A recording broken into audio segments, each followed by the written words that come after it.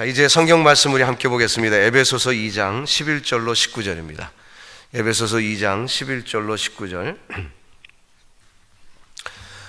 조금 기니까 저와 함께 한 절씩 교독을 하도록 하겠습니다. 11절로 19절입니다. 제가 먼저 읽습니다. 그러므로 생각하라. 너희는 그때 육체로 이방인이요 손으로 육체에 행한 할례당이라 칭하는 자들에게 무할례당이라 칭함을 받는 자들이라. 그때 너희는 그리스도 밖에 있었고 이스라엘 나라 밖에 사람이라.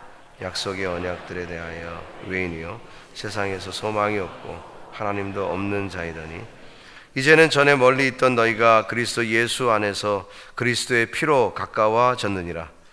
그는 우리의 화평이신지라. 둘로 하나를 만드사 중간에 막힌 담을 하시고 원수된 것 곧 의문에 속한 계명의 율법을 자기 육체로 폐하셨으니 이는 이 둘로 자기의 안에서 한 새 사람을 지어 화평하게 하시고 또 십자가로 이 둘을 한 몸으로 하나님과 화목하게 하려 하심이라.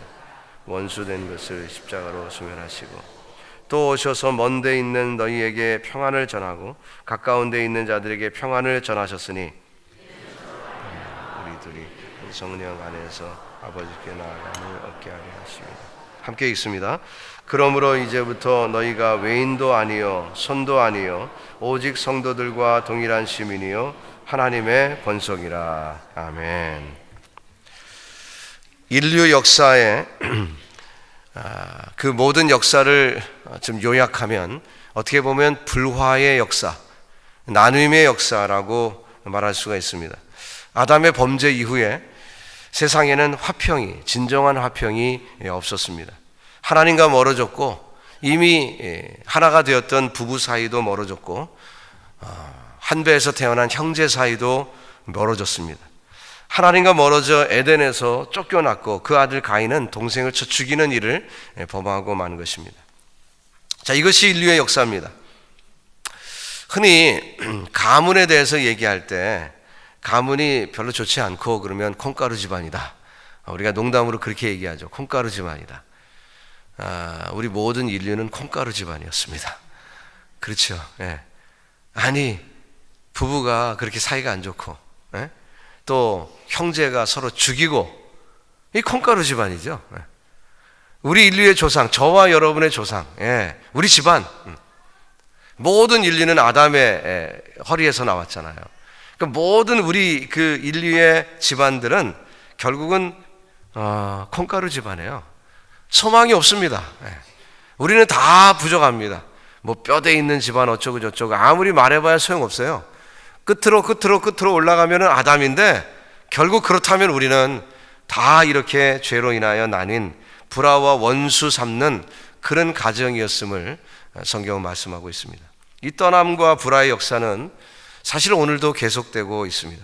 그러나 우리를 지으신 하나님의 심정은 어떨까요? 하나님의 마음은 어떻게 하든 이 원수되었던 인간과의 사이를 화목하게 하는 것이 하나님의 뜻이고 인간끼리만의 그 삶 속에서도 서로 간에 화목하기를 원하는 것이 우리 아버지 하나님의 뜻인 것입니다. 혹시 자식이 많은 분들이 계십니까? 자식이 많으면 그 자식들이 효도하는 것 중에 제일 중요한 효도가 뭐죠? 자기네들끼리 화목하게 사는 거예요. 형제들이 화목한 것이 부모에게는 가장 기쁨일 것입니다. 아무리 그 자식 중에 밀리어네어가 나오고 석박사가 나오고 뭐 훌륭한 인물들이 세상에서 많이 나왔다 할지라도 서로 원수돼서 물고 뜯고 보지도 않고 살고 있으면은 부모에게는 마음에 큰 갈등이요 괴로움이죠. 불효예요.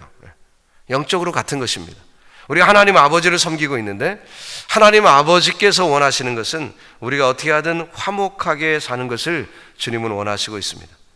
하나님은 어떻게 하나님과 우리 사이 그리고 인간 사이가 화목하게 될 수 있을까? 그것이 하나님의 관심이었고 결국 하나님의 최후의 방법은 십자가라는 것을 통해서 그 사이에 갈라진 틈을 메우는 다리를 짓는 것이었습니다. 그래서 십자가를 다리 삼아 서로 왕래할 수 있도록 화목할 수 있도록 주님은 그 길을 여신 것입니다. 사실 아담 이후에 아무도 하나님께 가까이 갈 수 있는 사람은 없었습니다. 근데 이제는 하나님께서 십자가에 다리를 놓으셨습니다. 그 다리를 통해서 누구든지 그 다리를 밟고 나아가면 하나님께 나아갈 수가 있게 된 것입니다. 이것이 오늘 우리가 쭉 읽은 본문의 요약이야. 전에 멀리 있던 너희가 그리스도의 피로 가까워졌느니라. 무할례자, 할례자가 가까워졌고요. 유대인과 이방인이 가까워졌고요. 종과 자유자가 하나가 되었습니다. 하나님과 원수되었던 우리 인간이 하나님과 화목되어 하나 되는 은혜를 누리게 되었습니다. 이것은 다른 어떤 것으로 된 것이 아니라 바로 십자가, 이 십자가를 통해서 이루어진 결과라는 것입니다. 십자가가 있는 곳에는 차별이 있을 수가 없고, 십자가가 있는 곳에는 편파되는 것이 있을 수가 없고, 십자가가 있는 곳에는 갈등이 있을 수가 없습니다. 십자가가 있는 곳에는 내 편이 있을 수가 없습니다. 예루살렘 교회도 안디옥 교회도 이런 신분 저런 신분, 인종도 아시아, 흑인 다 섞여 있었어요. 그런데 그들이 하나됨을 체험할 수 있었습니다. 유대인도 로마인도 아프리카인도 하나 되어서, 노예도 귀족도 하나 되어서 함께 예배드리는 그 엄청난 혁명적인 역사가 일어난 것은 바로 십자가의 역할이었고, 그 십자가의 의미는 오늘도 저와 여러분에게 살아있는 줄로 믿습니다. 갈라디아서 3장 28절을 보니까 너희는 유대인이나 헬라인이나 종이나 자주자나 남자나 여자나 할 것 없이 다 그리스도 예수 안에서 하나라고 말했습니다. 여러분 좀 기분 나쁘지만 좀 들어주시기 바랍니다. 그때는 여자하고 남자하고 이렇게 같이 있을 수가 없었어요.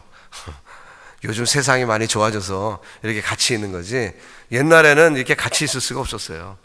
여자는 여러분 카운트도 안 했다는 거 아시죠?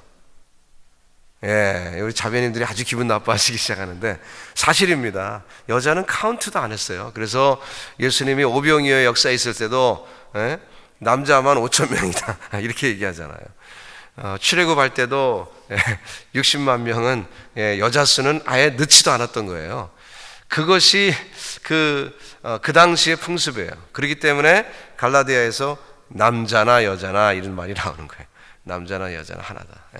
그 말씀을 읽는 사람들, 갈라디아 교회 성도들에게도 이 말씀이 도전이 되는 말씀이었기 때문에 남자나 여자나 이런 말씀을 표현했던 것이죠.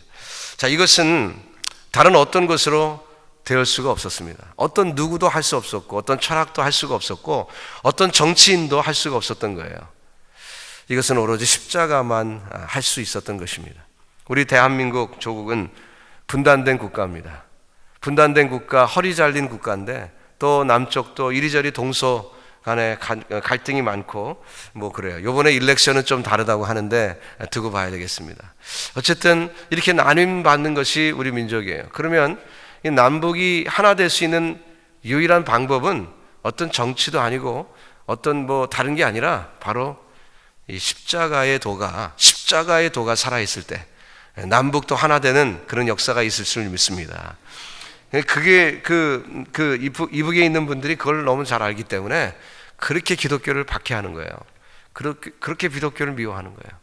아니, 예수 믿는 사람들이 그 정부를 전복시키겠다고 그럽니까? 그런 거 안 하잖아요.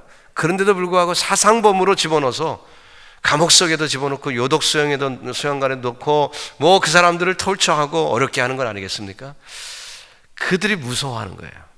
하나 될까봐 무서워하는 거예요. 아는 거죠. 여러분, 그렇습니다. 십자가는 하나 되게 할 수 있습니다. 헨리 키신저 같이 정말 정치적으로 그렇게 묘안에 있는 사람도 할 수 없어요. 그러나 십자가만은 우리를 하나 될 수 있게 할 줄로 믿습니다. 사실 십자가는 화목의 상징이라기보다 사실은 원수됨의 상징이었어요. 왜요? 십자가는 형틀이었잖아요. 형틀이었기 때문에, 잔혹한 형틀이었기 때문에 죄의 상징이었고 멸시와 조소의 상징이었습니다.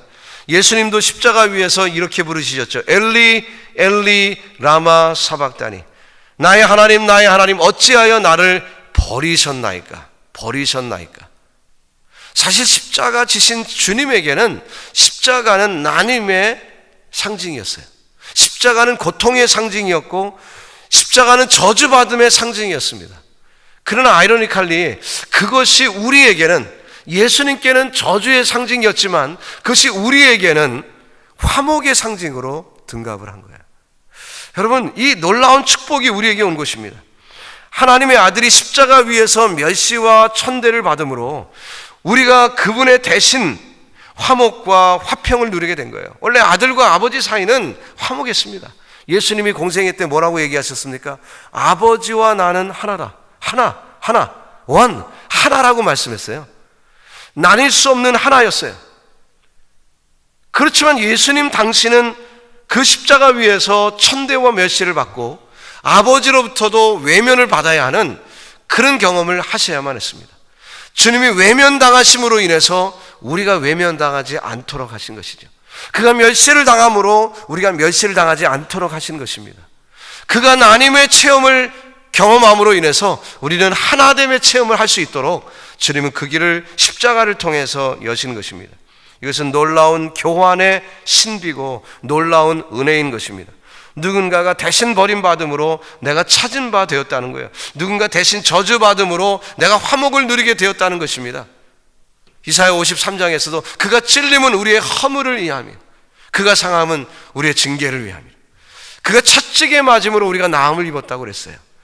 이 교환의 원리, 주님이 대신 당하신 그것 때문에 우리가, 저와 여러분이, 이 자리에 있는 저와 여러분이 나음을 받게 되고 화목을 누리게 되는 놀라운 은혜를 경험하게 된 것입니다. 오래전에 여러분 그런 뉴스를 들은 적이 있죠. 한국과 일본 사이는 사이가 좋을 수가 없어요. 과거의 역사가 있어갖고 사이가 좋을 수가 없어요. 개인적으로는 혹시 친근하게 지낼 수 있겠지만 이 민족적으로는 참 그 어려운 관계 아닙니까? 그런데 우리 한국 청년이 일본에 갔다가 지하철에서요 어떤 사람이 철로에서 떨어진 거예요. 그걸 보고 달려 내려가서 그 사람을 구하고 자기는 죽었잖아요. 미처 올라오지 못해서 자기는 죽었어요. 그 찰나에 이루어진 그 사건, 정말 순간에 이루어진 그 사건, 그 사건이 우리에게 주는 의미가 무엇입니까? 예, 교환이에요. 교환이죠. 또 최근에 러시아에서 열차 테러가 있었습니다. ISIS를 비롯한 그 테러 분자들이 또 러시아에서 테러를 일으켜갖고요, 그 폭탄을 터트림으로 인해서, 그 자살 폭탄이죠. 그래갖고 터트려갖고 그 열차에 있는 수많은 사람들이 죽었어요. 근데 그 시신을 수습하는 과정에서 보니까 어떤 어머니가 아들 하나를 5살 난 아들을 푹 안고 자기는 죽고 아들은 살린 거예요. 그 폭탄이 파괴력이 있게 하기 위해서 그 폭탄 안에다가 이런 그 쇠붙이 이런 걸 많이 넣어갖고요, 그것이 팍 터지면 산탄총처럼 많은 사람의 몸에 박혀서 죽게 하는 그런 폭탄을 만든 거거든요. 그러니까 그 어머니의 그 온 몸에는 모든 그 파편들이 다 박혔지만 그 어머니가 안고 있었던 그 아이, 그 아이는 온전할 수가 있었던 이 교환의 원리입니다. 여러분, 이것이 십자가의 어떤 의미죠. 주님이 대신 당하심으로 우리에게 은혜를 주셨어요. 인간의 극도의 그 아름다운 사랑도 주님의 형상을 본받아 우리가 이 땅에 지음을 받았기 때문에 이 교환의 역사를 우리가 할 수 있어요. 저는 그런 사건이 있을 때마다, 또 얼마 전에 보니까 고시생들이 이렇게 있는 그런 곳에서 성우 연습을 하던 어떤 청년이 말이에요. 그 고시텔이라고 부르나요? 거기에 불이 났는데 그 사람들이 다 자고 있는 시간이니까 이 불나서 그 사람들이 다 죽을까봐 올라가서 문 다 두들기고 그 사람들 살리다가 자기는 그만 질식해서 죽고 마는. 이 교환의 원리, 참 이것은 은혜입니다. 십자가는 바로 그 교환을 이룬 장소죠. 그렇다면 저와 여러분을 살린 그 일을 우리가 어찌 사모하지 않을 수 있을까? 어찌 사모하지 않을 수 있을까? 십자가는 우리의 화평입니다. 저는 이 교환의 원리를 이렇게 생각하면서 그래도 살신성인하는 그런 간혹 벌어지는 그런 일들, 자기 자식을 위해서 혹은 길 가던 어떤 사람을 살리기 위하여 하는 그런 일들을 보면서 말이죠, 그런 생각을 해봤어요. 이것이 찰나에 일어난 일인데 별로 생각할 여유도 없이, 그렇죠? 갑자기 벌어진 거잖아요. 고민하고 논문을 써가면서 내가 아들을 위해서 품을까? 그러면 나는 어떻게 될까? 그러면 내 아들을 살릴 수 있겠지. 이렇게 고민해갖고 하는 것도 아니고요. 열차에 뛰어내리는 사람도 저 사람을 살리는, 나는 죽을 수 있는 확률이 몇 프로, 이런 거 계산해서 한 거 아니거든요. 갑자기 그냥 순간에 그런 일이 벌어졌을 때 탁 한 거예요. 저는 그런 일들을 이렇게 보면서 이분들이 갑자기 순간에 되어진 일이 아니겠구나, 그런 생각을 했어요. 평시의 삶, 평소의 삶, 늘상 어떻게 살았는가, 평소의 삶이 준비된 삶이라는 거죠. 평소의 삶이 그런 것을 마음 가운데 늘 가지고 있는 삶이었다는 거죠.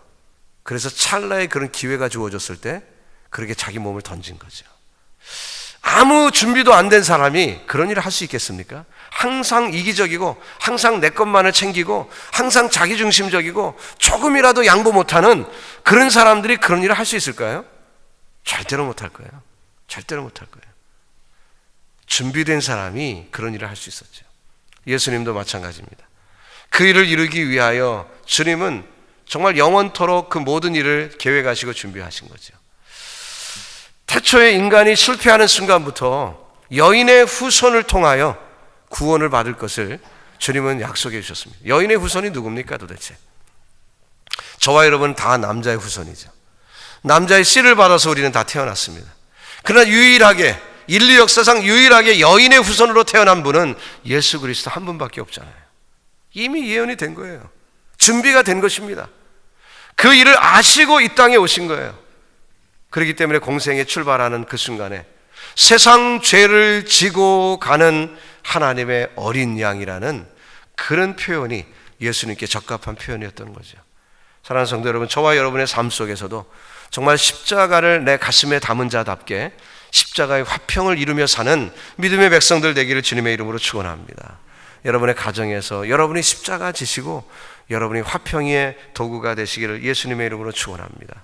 여러분이 있는 공동체 안에서 여러분이 십자가 지셔서 남에게 십자가 지라 말하지 마시고 내가 십자가 져서 그 안에서 화목을 이룰 수 있다면 내가 십자가 질 수 있는 놀라운 축복이 임하기를 바랍니다.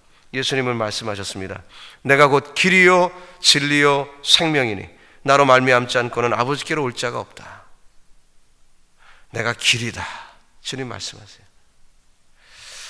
우리 대신 버림받으신 하나님의 아들 그 예수님의 몸을 길 삼아서 우리가 예수님의 몸을 밟고 우리 하나님께 나아가는 거예요. 십자가를 통해서 하나님께 나아갑니다. 우리가 구원 제사함을 받고 하나님의 자녀가 되는 일을 이루려면 하나님께 가까이 가야 되는데 그 일을 우리 스스로 할 수가 없어요. 큰 골이 있어서 지나갈 수가 없어요. 그러나 주님이 십자가 지심으로 다리를 놓으시고 내가 곧 길이다 말씀하셔서 우리가 그 길을 통하여 우리는 화평의 길로 하나님 앞에 나아갈 수가 있는 것입니다. 다른 길은 없습니다. 우리 믿는 사람들을 통해서 예수 믿는 사람들을 폐쇄적이다, 자기네들만 안다 이렇게 얘기하지만 우리가 박애정신 이런 거는 투철하지만 그러나 이 구원의 문제만은 다른 길이 없어요. 예수 믿고 구원받아야지 석가모니에게 아무리 비나이다 해봐야 안 됩니다. 안 돼요. 나미아비타불을 100만 번을 외워도 안 되는 거예요. 예수 믿고 구원받는 것입니다. 여러분, 이것은 다른 방법이 없어요. 내 대신 저주받으신 하나님의 아들의 몸을 밟고서만 하나님께 나아갈 수 있는 것이거든요. 사랑하는 성도 여러분, 십자가를 붙드시기를 주님의 이름으로 축복합니다. 십자가를 붙들 때 하나님과 멀었던 죄인인 우리가 하나님과 가까워질 뿐만 아니라 십자가를 붙들 때 이웃에서 원수되었던 그 모든 일이 화평으로 변화되는 놀라운 은혜로 우리에게 채워질 줄로 믿습니다. 기도하겠습니다. 화평을 이루시기 위하여 골고다 언덕을 오르시던 주님, 액시던털리 어쩌다가 보니까 이루어진 그런 일이 아니라 주님은 이 모든 것을 계획하셨으며 아버지와 아들의 그 합의 가운데 이 모든 것이 이루어짐을 우리는 알고 있습니다. 주님은 친히 우리의 길이 되시어 주님을 밟고 아버지께로 가라고 우리에게 말씀하셨습니다. 아버지, 너무나 송구스럽습니다. 아직도 우리의 발에는 때가 묻어 있고 우리의 발에는 죄가 묻어 있지만 주님은 나를 밟고 아버지께 가라고 누우셨습니다. 주여, 이 한 주간, 고난 주간을 보내면서 특별히 이 한 주간만은 정말 십자가의 의미를 더 깊이 내 가슴에 새기고 온전히 살아가는 저희들 되게 하여 주시옵소서. 특별히 우리 교회 안에 이 새벽 제단에 나온 우리만이라도, 주여 우리만이라도 십자가의 의미를 더 깊이 깨닫고 십자가 지기를 선택하는 이 교환의 원리를 깨닫고 내가 고난 당함으로 화평을 이룰 수 있다면, 내가 수치 당함으로 화평을 이룰 수 있다면, 내가 지옥 당함으로 화평을 이룰 수 있다면 주여 지옥 당하겠습니다. 아버지, 그 길을 걸을 수 있는 저희들 되게 하여 주시옵소서. 예수님의 이름으로 기도드립니다. 아멘.